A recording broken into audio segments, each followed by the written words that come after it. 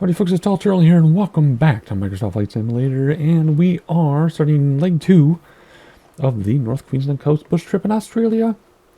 We're hitting the Australian bush trips hard. By the time you watch this, I think the next world update has been out. As I record this, it is not out, so we'll see if any of the quirks we experience in this bush trip show up or not in the future. But anyway, one leg per video. We already did leg 1. I assume you know the drill, so let's start leg 2 right now. Alright, first thing I'm going to do is come up here and repair and refuel. There we go. Both tanks should be full now, and they are. And let's hop outside and see where they put us exactly. Oh, we got plenty of runway. Plenty of runway, even though we're in the middle. Okay, good. Alright, enough worry about that. Flaps are down one flap already. Let's come down here. Let's zoom this out a little bit, which needs to go this way, I guess. There we go. Alright, I quit the sim after the last leg because it's obviously a different day in real life. And we no longer have a GPS. We've talked about that before. So we're going to rely on old-fashioned navigation, even though we do have a modern map. And we will use heading bug with autopilot so we can look around. Okay, hour and 3 minutes. Let's see how long this really takes us. Man, I've mentioned in the previous video, once it gets to be over like 38 minutes or so, it makes me kind of nervous because if something goes wrong, we have to redo it. And it's a long time at once, personally for me, like with my real life stuff. So I have to really stay up super duper duper late to get these in. But I am going to. So anyway, here we go. There was something else I was going to say and I can't remember what it was. That's why it sounded kind of distracted. Alright, here we go. First thing we need to do is turn this to 75 degrees, which is at 223 right now. 75 will be faster to go this way. I guess it doesn't really matter. It's exactly behind us. So, come on. Let's keep going. Holy cow, there we go. Almost there. 75. Would have been faster to just set it, whatever. Whatever. 75. Let's turn on the flight director. Let's turn on heading. Let's do... Which way we headed? 75 degrees, 153, 147, 220. Okay, so we're going to be basically along the coast. So let's do 2,000 feet again. If we have to climb higher, let's do 2,500. I feel safer about that one. And the Willie's vertical speed to climb. Yeah, we're going to go 800 feet. I'm going to do 1,000 feet per minute, 1,100 feet per minute. Blah, blah, blah, blah, blah, blah, blah, blah, blah, blah, blah. 1,100 feet. There we go. Offline setup. So we're going to go to Beaver Reef after launching from Tully Airport, gain altitude by corkscrewing up and then set course to the east-northeast and fly over open water to Beaver Creek, notable for its diverse sea life that includes sea turtles, reef sharks, stingrays, and a host of tropical fish. So 75 degrees for 15 minutes. If there's a timer here, which there is, I don't know how to get to it, and I don't know how to start it. I really don't care. I used to know this GPS really well, or not this GPS, this unit. I can't remember the name of it, but this unit, it's been too long. I don't know it that well anymore, so we will use the timer here. So as soon as we corkscrew up and turn around, we'll start the timer, and for 15 minutes we will take off and head for the reef. This map is useless to us right now because it's the same as this. Someone used to say, I can't remember who it was, somebody was like, oh, the map in the cockpit is cheating. I guess it's different in that your airplane is on the map of where you are, where here you don't know where you are, you just see it as a map. But just use the tools you have or turn it off, put it on one of these other screens or something where you don't have a map if you want to, like that. If you want to. Otherwise, these are tools that are available. That's what we're doing anyway. So let's get this thing launched. Parking brake off. Where did that put it on? It doesn't matter. If I don't touch the brake, it's on. If I do touch the brake, I put it on apparently. Here we go. Everything forward and firewalled. Why am I using WASD? This isn't Minecraft, people. Let's pop up gently so you don't strike the rudder in the back because we are in floats. Brakes to stop the wheels. Gear coming in. We're going to climb somewhat steeply. Let's look out the window super fast at all those nice trees. And flaps in. And we don't really need to corkscrew up because I guess we could corkscrew up. What's it look like over here? Yeah. We're just going to turn to the right, or turn to the right after we go left a little bit. And then we'll engage autopilot in a moment here. Keep that steep descent. It's actually not that steep. There we go. Why is my voice being lost? I don't understand. Whoa, hey everybody. Yeah, we're doing standard rate. Yes, we are. Alrighty, what are we doing? We're heading to the heading bug. Whatever degrees that was. 75 degrees. Okie dokie. Keep going here. This is pretty cool. I haven't had to do this in a while. It's very fun. There's a runway right underneath us, so we're going to go right over the center. Like so. Whoa, what was that all about? Keeping our ascent. Come on, you can do it. We're actually going to reach altitude before we even engage autopilot. Alright, we can't quite turn to our heading yet. We can get close, but not quite. Then we'll start the timer in a minute. Because we're going out this way for 15 minutes, and we're going to what? To a reef. The reef should be pretty easy to spot, to be honest. It's very light blue and beautiful. Still hand flying, that's why I'm talking. Because when we hand fly, turtle talks more. Well, that's okay. Alright, are we almost ready to engage autopilot? Not quite. Not quite. Pretty close. Yeah, we're over the 74 degrees. So let's engage autopilot. Brings us back to the left a little bit. 400 feet to go, 300 feet to go. There we go. We did not hit anything. Let's look outside before we wait. We need to start our timer, then we'll look outside. Start timer. 15 wonderful minutes. Here we go. Oh, that looks great. This might be our thumbnail already. Let me make another one. There we go. Look at that. The plains surrounded by hills and mountains. But this is all about the coast. So we'll be heading out to the coast for this leg and the rest of the trip, I think. I think this is the most inland we're going. Let me show you the overview thing. That's fabulous. Alright, this is the longest segment I think we've ever had. So it's the longest leg, if you want to call it leg. Do they call them legs? There's 5 legs. And then there's segments within the legs. So not only this is the longest leg we've ever had in all of the bush trips, it's the longest segment we've had. So I'm going to turn you to sightseeing. I'm not going to make the sightseeing longer though, or else the video gets longer. And this does look way better from 2,500 feet than it did from 2,000. Good. I'm not going to make the sightseeing longer, but you aren't going to miss anything either.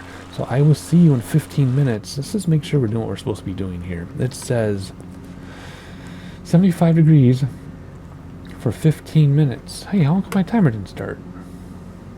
Did you saw it start, right? Is this broken? Let's see. Yeah, oh, it's broken. I better get my timer out on my phone because I don't know how to use a timer. Maybe that's what I'll do when between sightseeing clips here is okay, let's start the timer and let's make it, what should we do? Start the timer, pause, resume, what? Oh, whoops, stopwatch, here we go. Alright, whoa, is it like 2 minutes ready? In like 13 minutes we'll start looking, bring back props a little bit, and there we go. Okay, so not only is this GUI broken, it's just this whole thing is broken over here, this GUI interface stuff. Okay, well, I got my timer going. I'm going to see if I can get the timer on this to work, because that'd be way easier. Otherwise, 15, 13, 12 minutes for me. Not that long for you, though, of course. And I'll see you in a little bit. Let's wish us all luck. And I'll see you later.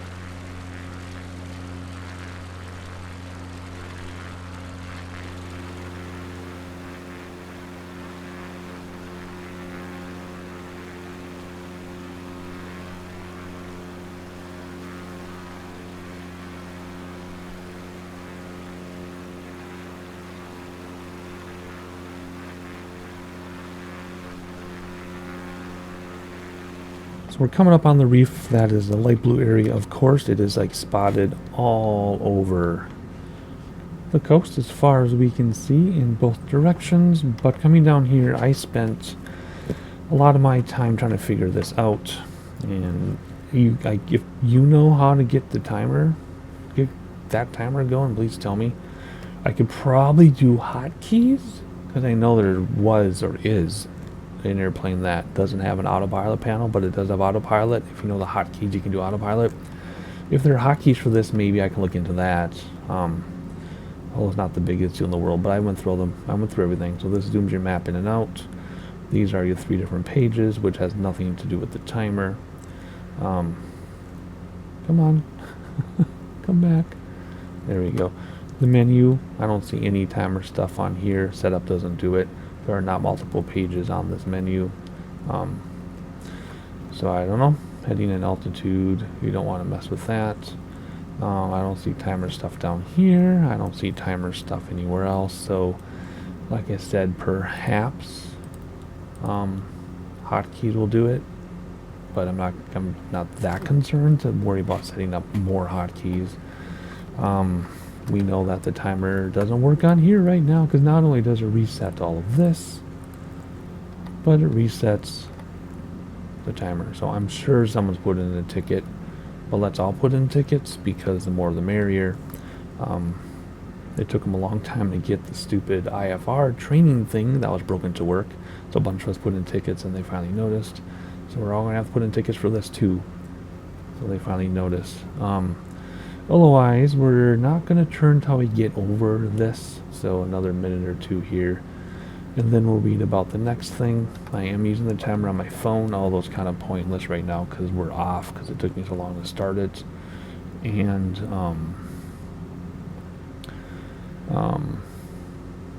what else? And we know where we're going. So I don't know. Let's just get up here. So we'll look outside before we make our turn using the default drone view. It looks like the reef stops, but it doesn't. It goes out that way. And then you can see it all the way that way. That is super, super cool. I don't want to turn though until we've got to see some of it. But let's prepare. So what are we going to do? In a moment, we will turn 153 degrees to Otter Reef. The aerial voyage over the Great Barrier Reef continues from Beaver Reef by heading south-southeast to Otter Reef. This is so cool. So now we're going to turn to go to Otter Reef, take that for a couple minutes. And then we'll go to the next one. So we're reef hopping. We've done island hopping before. In fact, I think my very, very, very first flights and videos were island hopping around Fiji or something. I don't know. Those videos still exist, but they're super cringy, as they would be like 4, 5, 6, 7 years ago. When it was like hello with a really bad microphone. You can barely hear me. There you can see all the reefs in the distance, which is where we're headed. So here we go. What are we going to do? I said 153 degrees. 153 degrees. Like this. And we want to make sure we hit the right reef. So let's start my timer for, then go to 6, or the stopwatch really, for 6 minutes or so. Continue at this altitude and everything. It's a good altitude. Alright, we see the reef, so we're headed to one of these, whichever one we get to in 6 minutes. That's all there is to it. Reef hopping outside of Australia. We're headed to Otter Reef. Alright, see you in a little bit.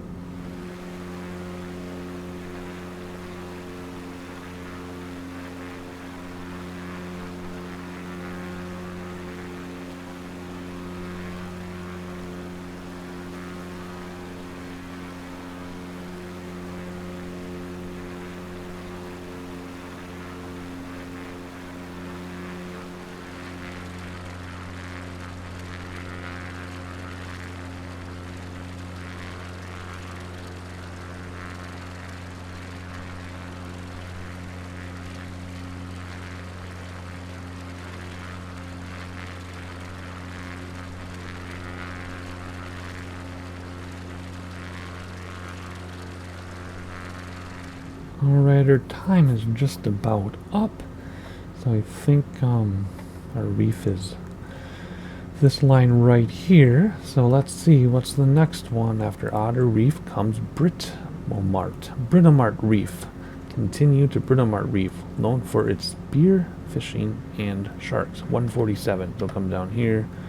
147 degrees. Not much of a change. I assume we're headed right there. I'll see you right there. Alright, I assume that's the reef there. If we want to get an outside view, this is what it looks like. Among the reefs. We're getting quite a ways from the coast. That is a long swim if we crash. I guess maybe that's why they put us on floats. For safety. I guess we could land there and go fishing, but we're not going to. I'm not much of a fisher person myself. Alrighty, where are we headed now? That was Britamart Reef, I think. So now we're going to go to Bramble Reef. So we do a whole 157 degrees, which is not much of a difference here. 157 degrees. Timer is useless. I guess I can start my stopwatch on my phone again. 5 minutes for this, and then we'll read about an island. And another island. A lot of islands. Another island. And then the airport. Cool. Alrighty, I'll see you at Bramble. See you in a little bit. Again.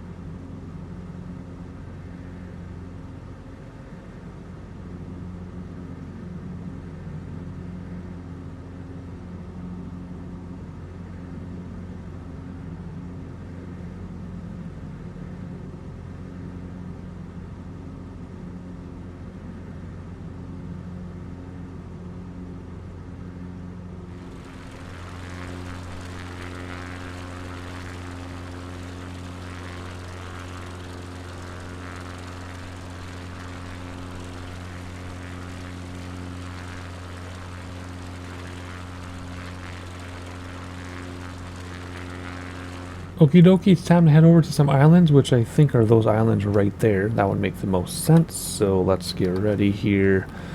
These were the reefs. So now we're going to head to Pelorus Island. Pelorus. Head back toward the coastline and visit the island, which is also known as North Palm Island, and is surrounded by beautiful fringing reefs right off its shore. Alrighty, here we go. Let's go to 228. And let's do that. There we go.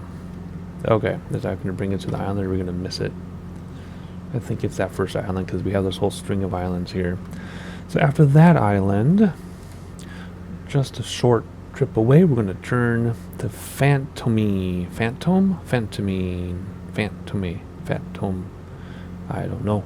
Fly a route just east and reach the other islands, part of the Palm Island group. That was once a leper colony. Oh my. That's interesting. So we're going to go here, and then we're going to go left along these islands, I'm assuming, because then we've got Havana Island, continue southwest, part of the Palm Island group, and then Rattlesnake Island, and this is quite a bit farther, so there's probably some water in between. Continue flying to Rattlesnake Island, the Royal Australian Air Force Operations Area. We should be able to see that from the air. Then after that, there's a rock. For Battersea Island, head to the southeast to visit Bay Rock, which lies just to the northwest of Magnetic Island. And then we go to Magnetic Island. Head east and fly over heart of Magnetic Island. So what I'm going to do, and then we fly to the airport. Okay, so what I'm going to do, since it's a string of islands, is I'm just going to navigate us. You know, so once we get there, we just go 163-ish and just kind of stay along the islands. So there's going to be a whole string of sightseeing, probably a little more than normal. So I'll show you each of the islands as we go by. And then once we get to Magnetic Island, I will join you again with my voiceover. Not a voiceover, I'm recording this as I fly. With my chatty voice once we get to Magnetic Island. And then we will talk about where we need to go to land. It's only 4 minutes away from the island, so I assume we'll see the airport on the GPS in plenty of time. Alright, a little more sightseeing than usual, and I'll see you in a little medium longer bit.